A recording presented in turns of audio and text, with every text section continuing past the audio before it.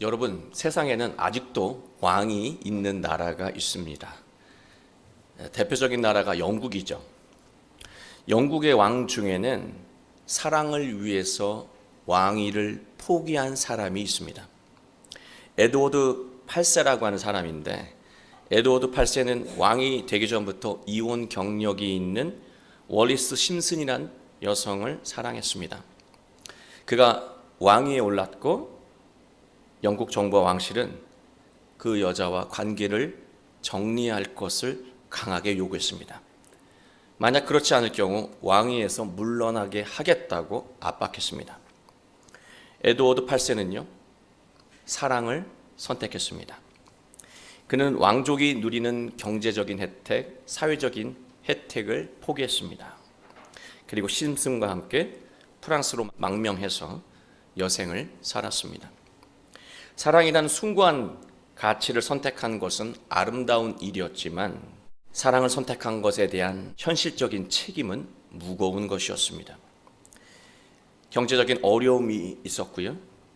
사람들의 시선을 피해 은둔하듯 고립되어 살 수밖에 없었습니다. 선택은 찬란했지만 삶은 결코 낭만적이지는 않았던 거예요. 호사가들은 왕의 선택에 대해서 상반된 평가를 합니다. 왕의 선택이 감정적이고 무모했다고 말하는 이들도 있고요. 사랑의 가치를 일깨우는 세기의 사랑이라고 치켜 세우는 이들도 있었습니다. 그러나 중요한 것은요, 세상 사람들의 말이 아니에요. 사랑하는 당사자들의 마음이 더 중요한 것이죠. 에드워드 왕은 자신의 선택을 바꿀 수 있는 기회가 몇 번 있었습니다. 그러함에도 바꾸지 않고 끝까지 사랑하는 사람과 여생을 마친 것을 보면 선택과 선택에 따른 현실적인 문제를 잘 극복한 것으로 볼 수 있습니다. 우리는 인생을 살면서 끊임없이 가치를 선택합니다. 그리고 자신이 선택한 것에 대해 책임을 지며 살아갑니다. 인생을 멀리서 거시적으로 보면 매 순간 가치를 선택하고 선택에 따른 책임을 지는 과정이 바로 인생이라고 할 수 있습니다. 우리가 가치를 선택할 때 가치보다 책임이 더 크게 느껴지잖아요. 내가 이 가치를 선택했을 때 이 가치를 선택한 것 때문에 책임져야 하는 일이 더 크게 느껴지면 아무리 숭고한 가치라도 포기하게 됩니다. 현실적인 책임이 버겁기 때문이죠. 그러나 반대로 현실적인 책임보다 가치의 숭고함이 더 크게 느껴지면 우린 기쁜 마음으로 책임의 무게를 짊어지고 가치를 추구하며 그 가치를 이뤄가게 됩니다. 하나님은 우리를 자녀로 선택하셨죠. 그래서 하나님은요, 우리를 선택에 따라 책임지십니다. 우리는 하나님이 보내주신 예수님 안에서 진리를 찾는 사람들입니다. 예수님을 선택한 사람이라고 할 수 있어요. 그래서 우리를 크리스찬이라고 말합니다. 예수님을 선택한 것에 따른 현실적인 책임을 믿음으로 짊어지는 사람이 바로 여러분이고 저고 그리스도인입니다. 신앙인은 순종하는 삶과 현실의 무게 앞에 끊임없이 고민할 수밖에 없습니다. 하나님은 우리가 겪고 있는 현실적인 문제를요, 결코 가볍게 여기지 않습니다. 하나님 우리의 고뇌를 정확하게 헤아리고 계세요. 그래서 하나님은요, 늘 선지자들을 통해서 현실적인 책임의 무게에 짓눌리지 말고 숭고한 소망을 향해서 한 걸음 또 한 걸음 앞으로 나아가라고 당부하십니다. 오늘 말씀은 현실적인 문제에 짓눌려 소망을 포기하는 사람들에게 소망을 이루는 복된 삶이 어떻게 이루어지는지 선명하게 말씀하고 있습니다.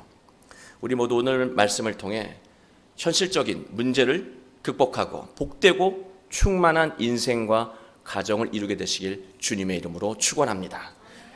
스가랴 선지자가 활동하던 시기는요, 주전 520년경 바사 왕국에 의해서 바벨론이 멸망하고요, 유다 백성들이 고향으로 돌아온 상황이었습니다. 백성들은 큰 꿈과 소망을 품고요, 이제 부모님의 고향으로 돌아가서 하나님을 열심히 섬기고 충만한 인생을 살아야겠다. 훌륭한 나라를 만들어야겠다. 그런 큰 포부와 꿈을 가지고 고국으로 돌아왔습니다. 그러나 실제로 조국의 상황은, 그 현실은 참담했습니다. 하나님은 무너진 성전부터 재건하라고 명령하셨습니다.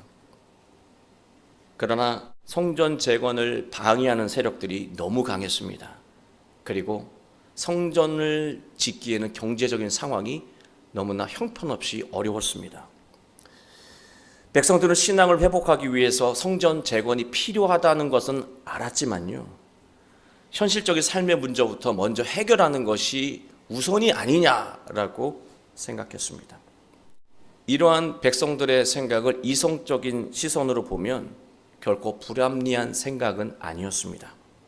그러나 이러한 인간적인 방식은 실제로 현실적인 문제를 해결하지 못했습니다. 현실적인 문제를 해결하겠다고 이성적인 방법과 우선순위를 자신들이 정했는데 그 방법대로 했더니 실제적으로 현실적인 문제가 해결되지 않았다는 거예요. 왜 그런 일이 일어났냐면 그로 인해서 하나님과 멀어졌습니다. 하나님과 멀어지게 되니까요, 그들의 삶과 영혼이 함께 피폐해졌습니다. 자신들이 계획했던, 예상했던 대로 결과가 나오지 않은 거예요. 스가랴 선지자와 동시대에 함께 활동했던 선지자가 있습니다.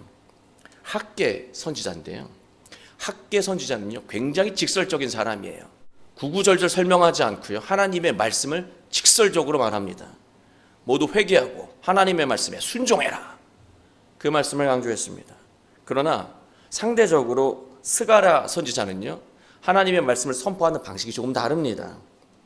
왜 하나님의 말씀에 순종해야 하는지 설명합니다. 그리고 순종하는 것 때문에 발생하는 현실적인 문제를 어떻게 극복하고 꿈과 소망을 향해 나아갈 수 있는지를 또 잔잔히 설명해요.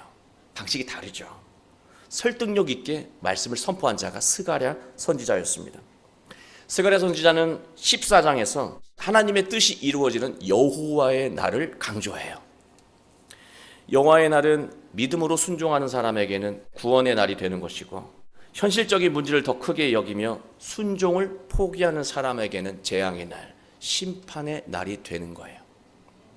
5절 말씀을 보시면 그 산 골짜기는 아셀까지 이를지라 너희가 그 산 골짜기로 도망하되 유다 왕 우시아 때의 지진을 피하여 도망하던 것 같이 하리라. 나의 하나님 여호와께서 임하실 것이요 모든 거룩한 자들이 주와 함께 하리라. 스가랴 선지자는 앞으로 일어날 현실적인 위기의 상황을 예언하면서요, 과거 우시아 왕 시절에 지진이 났을 때 하나님이 열어주신 산골짜기로 피신했던 것을 상기시킵니다. 여러분도 잘 아시는 것처럼 지진은요, 인간의 능력으로 막을 수가 없어요. 우리의 삶에도 아무리 노력해도 해결되지 않는 현실적인 문제가 있죠. 건강의 문제, 가난의 문제, 일의 문제, 또 사람과의 관계의 문제일 수도 있습니다. 스가랴는 이러한 현실적인 문제를 해결하는 방법을 이제 선포합니다. 우시아 왕 때처럼 하나님이 열어주신 산 골짜기로 피신하라고 하는 거예요. 하나님에게 나오라는 말이에요. 하나님을 믿고 말씀에 순종하라고 말씀하고 있는 거예요. 그러면 어떤 일이 일어나는가? 하나님이 임하신다는 것입니다. 하나님에게로 피신하고 나아가면, 하나님의 말씀으로 나아가면 하나님이 임재하신다는 거예요. 하나님의 임재를 느끼는 사람, 하나님이 자신과 함께 하신다는 것을 깨달은 자는요, 현실의 무게가 버거워도요, 하나님을 믿고 말씀에 순종합니다. 하나님이 지금 나와 함께 하시는데 순종하지 않을 수가 없는 것이죠. 하나님의 말씀을 순종하지 못한다고요? 하나님이 지금 나와 함께 하시는 것, 하나님 내 안에 임재하고 계신 것을 느끼지 못하기 때문에 그런 거예요.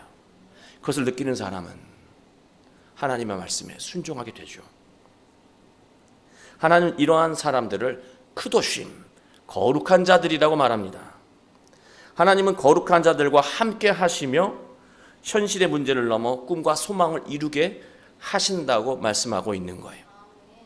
그러니 현실적인 문제에 집중할 것인가, 하나님에게 순종할 것인가, 둘 사이에서 무게를 재지 말라는 거예요.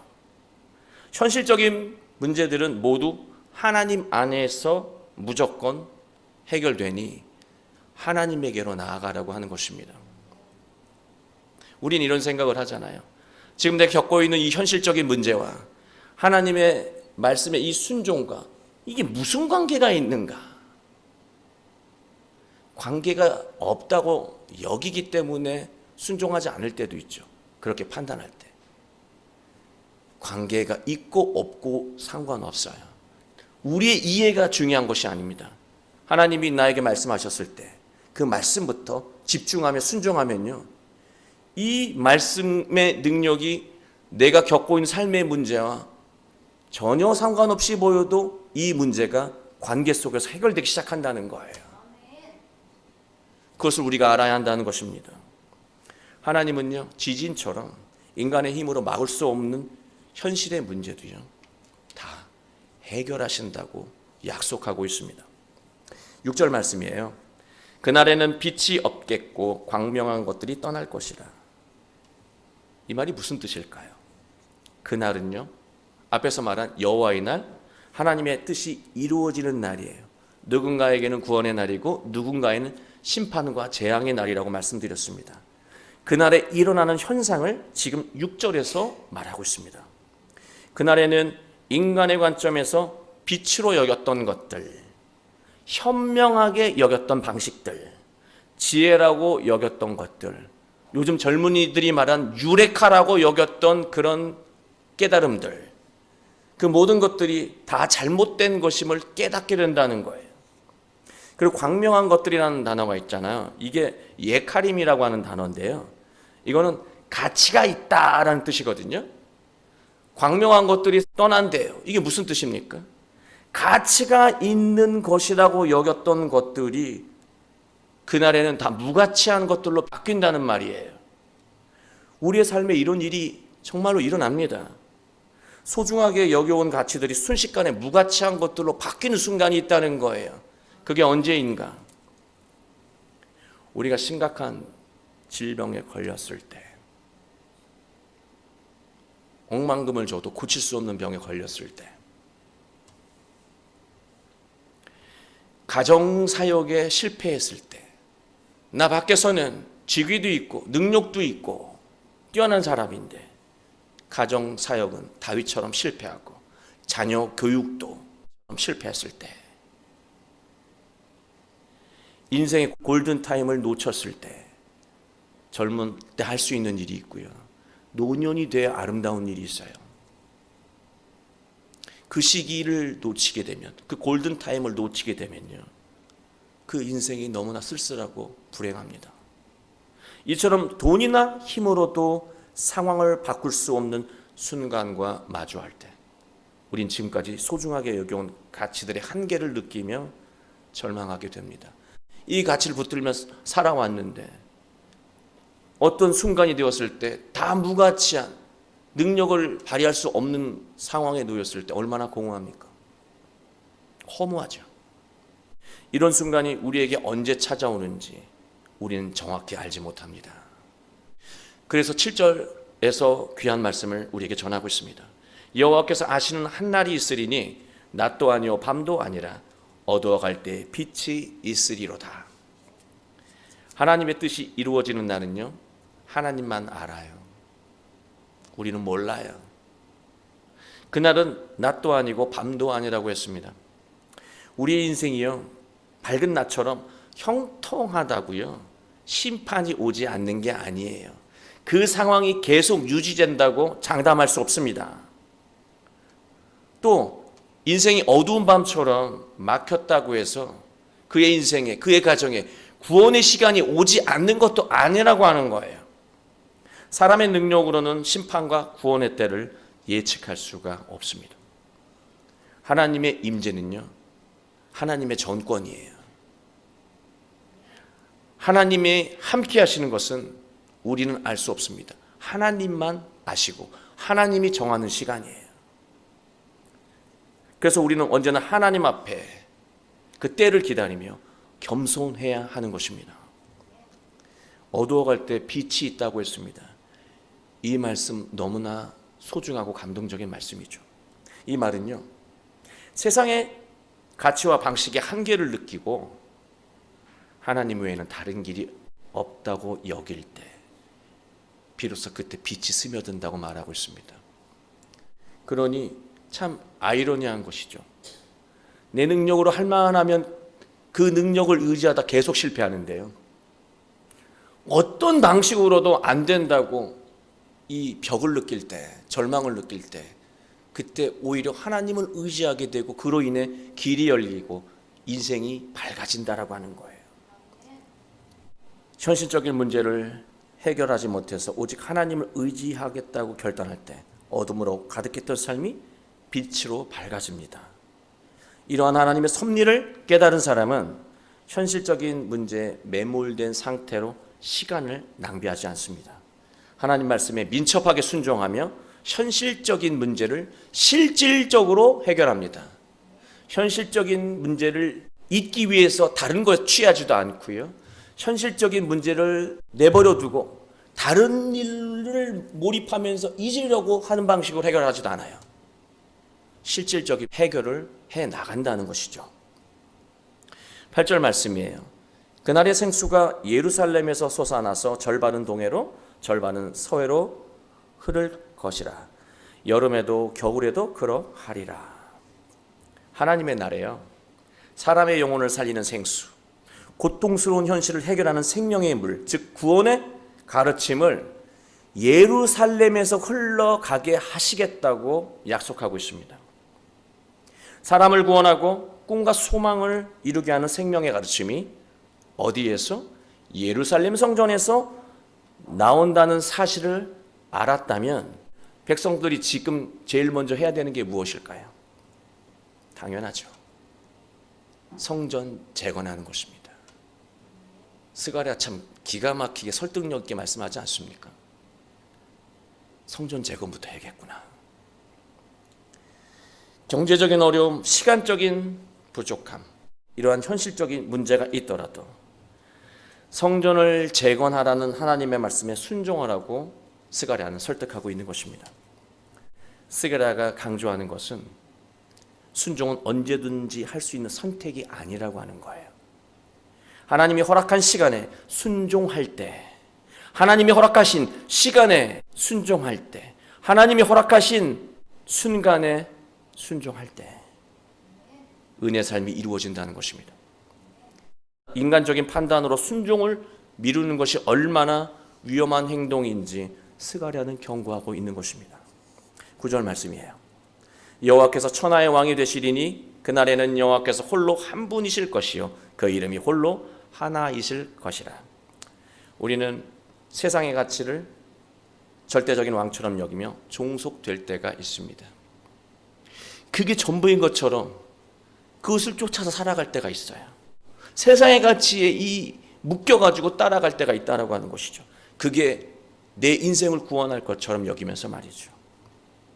또 우리는 자기 생각과 판단을 하나님의 뜻과 등치하면서 자기 의로움에 빠져서 말하고 판단하고 행동할 때가 있습니다. 내가 말하는 것이 다 옳은 말이야, 절대적인 말이야 라고 하면서 타인들에게 아픔을 안길 때가 있죠. 그러면 현실적인 문제는요, 근본적으로 해결되지 않고 더 심해지고 깊어진다는 거예요. 꿈과 소망에 도달하게 하는 길은요, 참된 왕이신 하나님이 함께 하실 때 열린다는 거예요. 오직 하나님이 함께 하시며 주시는 지혜 그리고 가르침이 현실적인 문제를 해결하고 복된 삶으로 우리를 이끌어 간다는 거예요. 스가랴는 10절 말씀을 통해서 하나님이 주시는 말씀은 유대인뿐만이 아니라 예루살렘 성전을 통해서 동으로 서로 사방으로 공평하게 흘러간다고 약속했습니다. 그래서 우리가 지금 하나님의 말씀을 듣고 있는 거예요. 그 약속이 이루어진 것이죠. 11절 말씀입니다. 사람이 그 가운데서 살며 다시는 저주가 있지 아니하리니 예루살렘이 평안히 서리로다. 여기서 사람이 그 가운데서 살며라고 되어 있잖아요. 이 살다라고 하는 단어는 야수아브라고 하는 단어인데요.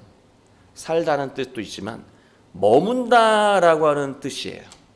어느 장소, 어느 지점에 머문다는 의미를 가지고 있습니다. 다르게 말하면 벗어나지 않는다는 것을 의미합니다.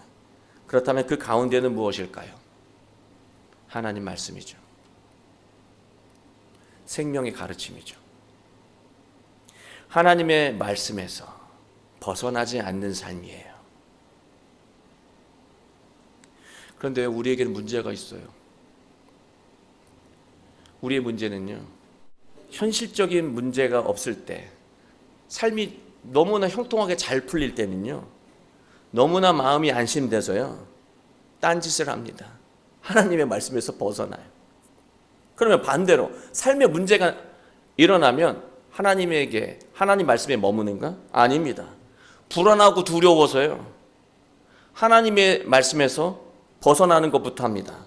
그리고 사람에게 도움을 요청하고 끊임없이 전화를 돌리며 사람을 만나며 사람들의 이야기를 듣습니다. 아무런 도움도 안 되는 얘기들, 내 인생 책임지지도 않는 얘기들을 끊임없이 경청해요. 그러면서 더 낙심합니다. 그리고 그들이 한 아무 책임감 없이 던진 세상의 방식이 혹시 나에게 답이 아닐까 붙잡았다가 더 낭패를 보기도 하죠. 또 우리가 신앙의 행위를 규칙적으로 성실하게 하잖아요. 어떤 문제가 발생하냐면 자기 의로움에 취해요. 나는 신앙생활을 잘했기 때문에 하나님 마음과 내 마음이 똑같다고 착각하기도 합니다. 거기서 나오는 말과 판단과 행동으로 사는 것이 과연 하나님 그 말씀 가운데서 사는 것인가? 완전히 벗어난 거죠. 사실은 세 번째가 가장 위험할 수도 있습니다. 왜냐? 끝까지 이게 하나님의 뜻이라고 고집할 수가 있기 때문에 그래요. 그것을 현대심리학은 확증 편향이라고 그래요. 내가 믿는 게 진짜라고 고집을 부리면 정말로 답이 없을 수도 있습니다. 그래서 우리는 이래도 하나님 말씀에서 벗어나고요, 저래도 하나님 말씀에서 벗어날 가능성이 큰 연약한 존재예요. 하나님 말씀 가운데 머물러 산다는 것은요, 예수님을 통해서 정확하게 우리가 볼 수 있습니다. 예수님처럼 하나님 말씀으로 생각하고 하나님 말씀으로 판단하며 하나님 말씀으로 행동합니다. 그러기 위해서는 평소에 하나님 말씀과 예수님을 끊임없이 배우고 끊임없이 묵상하며 내면화해야 합니다.